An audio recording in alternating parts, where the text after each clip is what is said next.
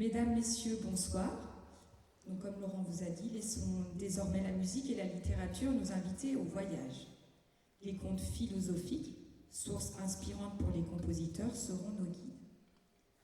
Prenons tout d'abord la direction de la Scandinavie avec Peer Gynt, héros de la pièce écrite en 1867 par le dramaturge norvégien Henrik Ibsen.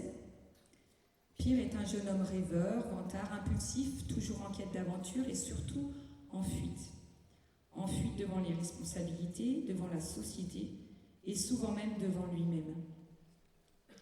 Son parcours prend pourtant des allures d'épopée, enlèvement de fiancés, rencontre avec les trolls, traversée de désert, illusions grandioses et déboires comiques. À travers lui, Ibsen brosse le portrait d'un homme qui cherche sa place dans le monde, entre imaginaire débridé et réalité parfois brutale. Pour accompagner cette œuvre, Ibsen demanda à son compatriote Edvard Grieg de composer une musique de scène. Le résultat est l'une des partitions les plus célèbres du répertoire, dont la Peer Gynt Suite, arrangée ici pour orchestre d'harmonie par Zurmühle, reprend les moments les plus marquants. Chaque pièce devient un tableau sonore. Au matin, évoque un lever de soleil d'une douceur pastorale. C'est la lumière de l'aube norvégienne, paisible et pure, qui ouvre le récit et invite l'auditeur à entrer dans l'univers de Peer. La mort d'Az est peut-être la page la plus émouvante.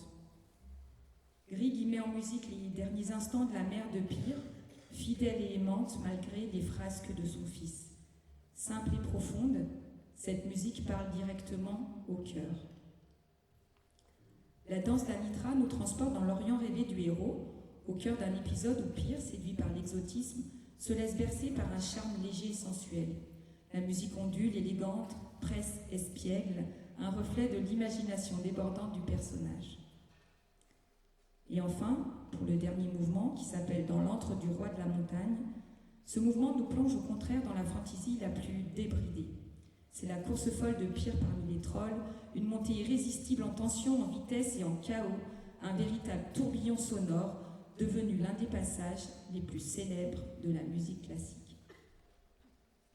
Dans la version pour harmonie, ces paysages prennent des couleurs nouvelles. Les bois racontent, les cuivres menacent ou éclatent, les percussions soulignent la dramaturgie. L'orchestre devient un véritable théâtre sonore où l'imagination d'Ibsen et la musique de Grieg se rejoignent.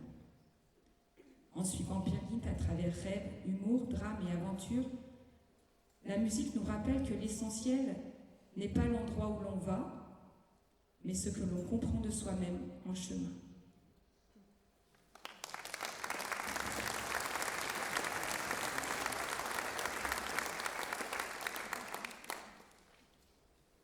Merci de ne pas applaudir entre les différents morceaux, s'il vous plaît.